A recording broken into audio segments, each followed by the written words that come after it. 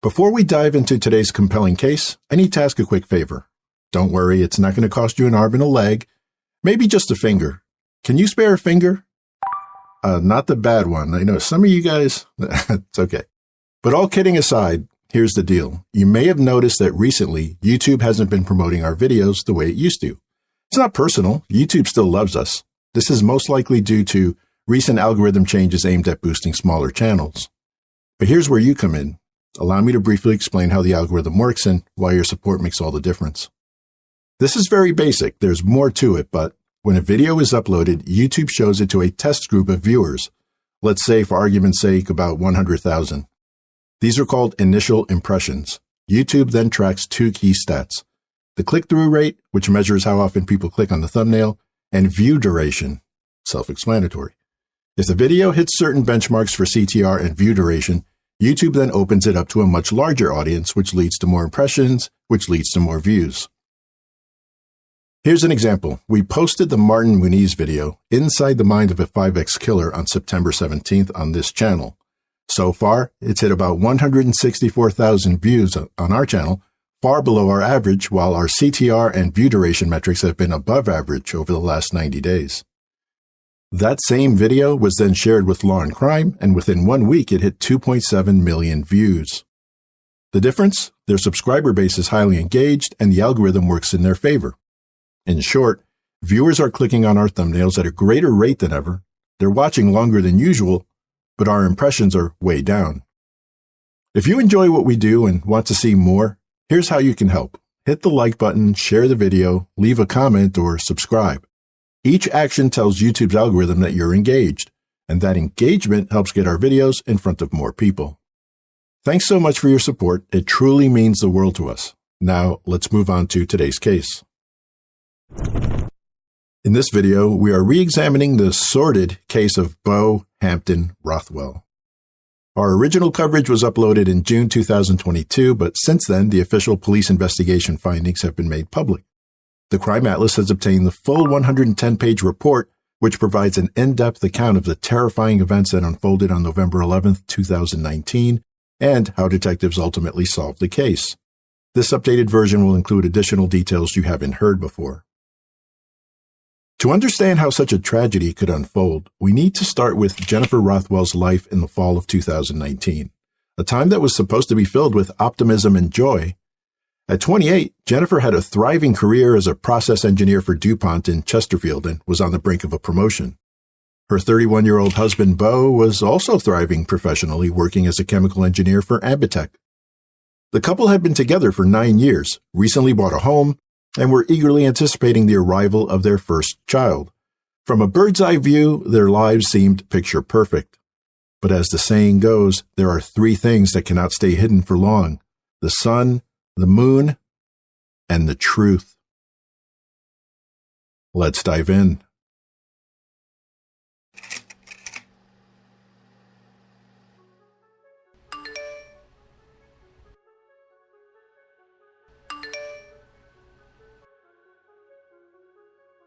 Jennifer Rothwell was born to Mark and Robin Von Hausen on November 20th, 1990 in Overland Park, Kansas. She grew up in Kansas City, Missouri, graduating from Park Hill High School before earning her bachelor's degree in chemical engineering from the University of Missouri at Columbia. Known for her outgoing nature and quick wit, Jennifer's college roommates said she was always cracking jokes, a true social butterfly.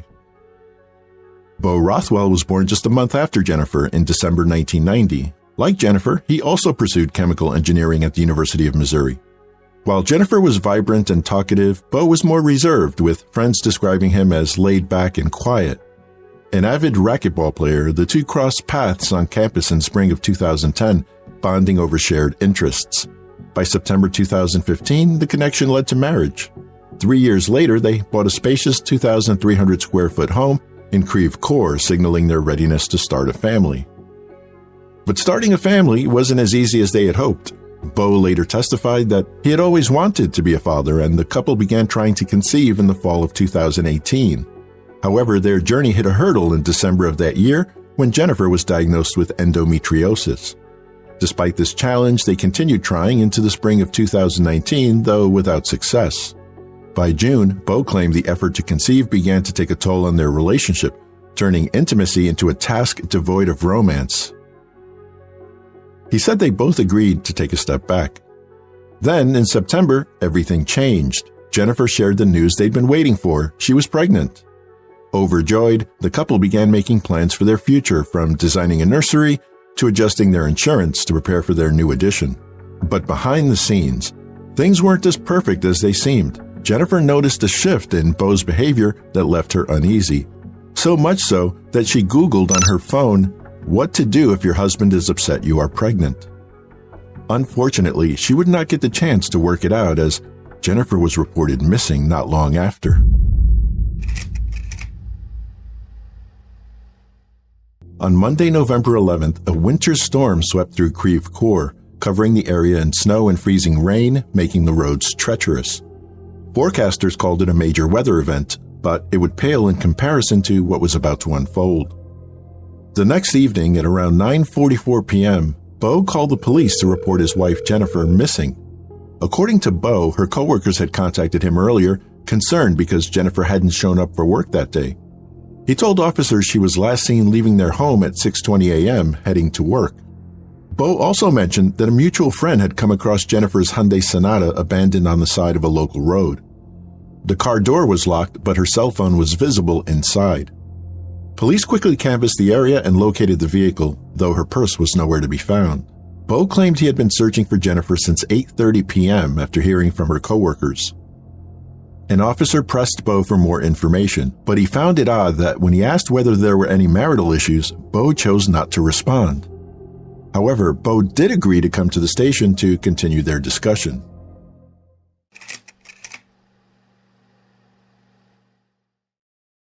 Officer Worth began the interview by asking Beau to walk him through his day. Beau explained that he went to work around 8 a.m. but left early, feeling sick at about 10:30 a.m. Reflecting on the previous night, he mentioned that he and Jennifer had watched The Great British Baking Show on Netflix, worked on a pregnancy countdown calendar together, and went to bed around 8 or 9 p.m. Officer Worth then asked Beau what he believed happened to his wife, to which Beau replied, "I have no clue, man. When I looked in the car, I noticed her purse was gone, so that makes me think. And it's locked, so she didn't take her purse and lock it. I don't know."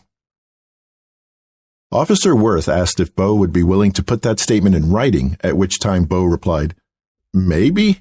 I feel like I would need a lawyer for that or something. Sorry." Officer Worth countered, "Just for a written statement?" Beau responded, "Yeah, I don't know. I was trying to answer all the questions as simply as I can. I do kind of want a lawyer. We're going down a lot of rabbit holes." Confused, Officer Worth clarified, "Just to be clear, I'm only asking you to put your statement in writing. At this time, you're not suspected of any wrongdoing." When asked again if he wanted an attorney, Beau responded, "I would feel more comfortable with one before making a written statement." With that, detectives from the St. Louis County Police were brought in to open a formal investigation into Beau Rothwell. Police noted that Beau also refused to let them search his home, car, or cell phone, further raising suspicion. Instead, they searched a trash can at the curb of his property where they found rubber gloves, paper towels, and other cleaning supplies. Among the items was a receipt showing the cleaning products had been purchased the day before Jennifer was reported missing. Investigators informed Beau they'd be back, this time with a search warrant in hand. November 13th, last night at 7:45 p.m., police execute a search warrant at the couple's home, and Beau was taken into custody. Our cameras were rolling as investigators spent hours going in and out of their home. Beau's arrest comes less than 5 hours after posting this on Facebook, saying, "Some of you may have already heard, but last night my wife Jennifer went missing. I've filed a police report and the search is ongoing. Please, if you hear of anything or have any information, it would be greatly appreciated." We do know from these new documents what investigators reported finding inside the couple's home, including wet carpet soaked with bleach and large areas of blood in carpeting and underlying pad. On Thursday, November 14th, St. Louis County Police announced a major development in Jennifer Rothwell's case. Based on the evidence collected, her disappearance was officially reclassified as a homicide. That same day, Beau Rothwell was charged with tampering with evidence. Investigators had obtained store camera footage showing him purchasing carpet cleaner, gloves, and bleach the night before Jennifer was reported missing. According to the charging documents, Bo purchased and applied cleaning products to a large area of blood in an effort to destroy or remove physical evidence with the purpose to impair its availability in an investigation into the murder of Jennifer Rothwell. He was taken into custody and held on an initial bond of $100,000. Bo made his first court appearance on the tampering charge the following day.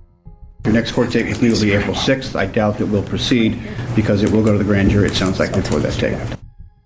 Shortly after, the St. Louis County Prosecutor's Office announced additional charges of second-degree murder, and the court immediately revoked Bo's bond. In the late evening of Monday, November 18th, St. Louis County Police reported that human remains had been discovered with Bo's assistance. The location was nearly 45 miles from the Rothwell home. 2 days later, on what would have been Jennifer's 29th birthday, authorities confirmed that the remains found were indeed hers. Subsequently, the charges against Bo were upgraded to first-degree murder.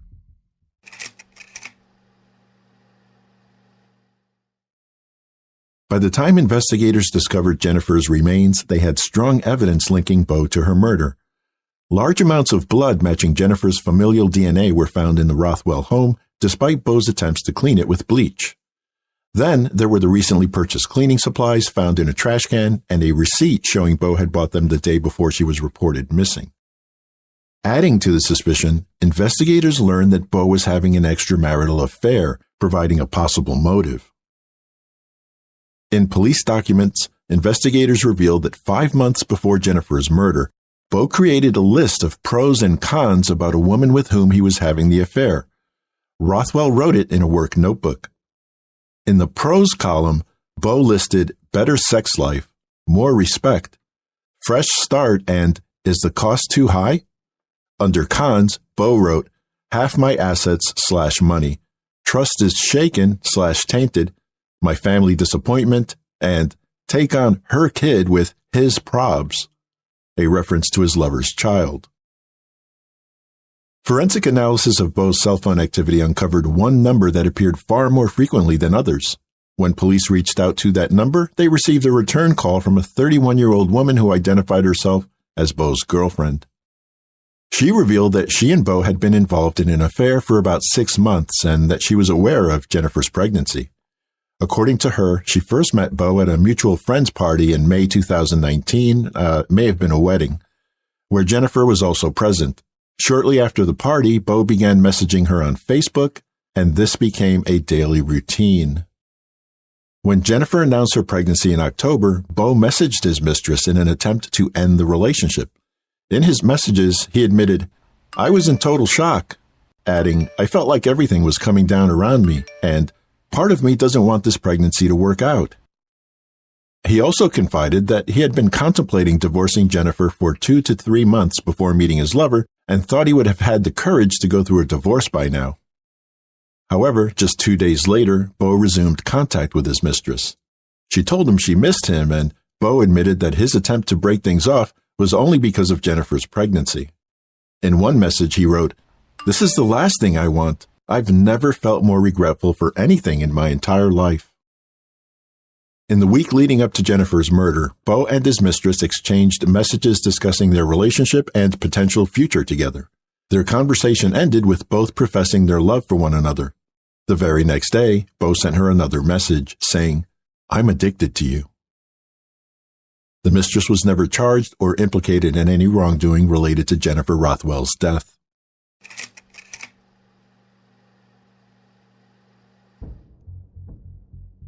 Court records paint a chilling picture of what unfolded in the Rothwell home on November 11, 2019. Bo admitted that he and Jennifer had a heated argument after he decided to come clean about his affair. When Jennifer demanded to know the other woman's identity, Bo refused to tell her. According to his testimony, this refusal enraged Jennifer, who allegedly lashed out, stating, "Keep your mystery, bitch." He then claimed she accused him of not being the father of their unborn child, which was later disproven by a paternity test. According to Bo, her words sent him into a fit of rage. He retrieved a mallet and struck Jennifer from behind, hitting her on the head. "I believe I cracked her skull," he said before adding, "She fell unconscious and fell down the stairs." He watched as she stumbled down the stairs toward the garage door, then followed her and struck her again. Despite claiming that he had not planned to kill her, his actions in the aftermath told a different story. After the killing, Beau admitted to stripping Jennifer's body and driving an hour from their home to dump her remains in a wooded area. He then returned home and attempted to erase all traces of the crime. He scrubbed the house with bleach and thought he disposed of incriminating evidence, including the cleaning supplies, in a dumpster near the highway. The next morning, Jennifer's coworkers noticed her absence, and one texted her mother asking, "Hey, how is Jennifer?" Alarmed, Jennifer's mother called Beau, who told her he hadn't seen his wife since she left for work that morning.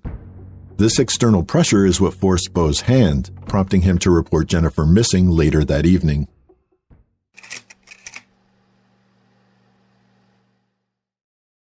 During the trial, prosecutors portrayed Beau Rothwell as a meticulous planner who had grown disillusioned with his marriage and plotted to kill his wife months in advance in order to gain a fresh start.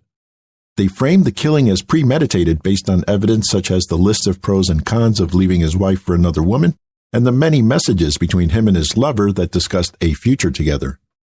Rothwell's defense attorney, Charles Barberio, insisted that the killing was not planned. Barberio stated the crime rose out of sudden passion and there's no evidence that he ever wanted to kill his wife. He implored jurors to return a verdict of not guilty of first-degree murder and convict him of voluntary manslaughter, abandoning her corpse, and evidence tampering.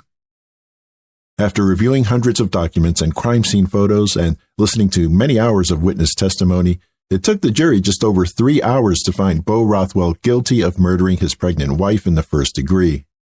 Upon hearing the verdict, Jennifer Rothwell's loved ones sighed in relief and cried tears of painful joy. The murder charges come with a life sentence without the possibility of parole.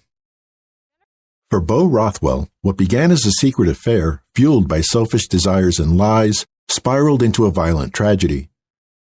Beau's betrayal was more than just an act of unfaithfulness. It was a calculated attempt to build a future with someone else while discarding the life he had promised to cherish. Jennifer Rothwell, a bright and ambitious young woman, trusted her husband and was excited about their growing family. Yet, behind her back, Beau was sending messages to his mistress about how he wished for an outcome that would free him from his responsibilities. Even his so-called moment of passion was rooted in months of deceit, with a detailed list of pros and cons weighing his wife against his lover. Ultimately, Beau's inability to confront his problems with integrity led to Jennifer's murder and the devastation of countless lives. For Jennifer's family and friends, justice was served, but it will never erase the pain of losing someone. And as for Beau, the fresh start he envisioned is now confined to a prison cell, where his actions will haunt him for the rest of his days. What are your thoughts on this case? Do you believe Beau's life sentence was the right punishment for this crime? Feel free to share your thoughts below.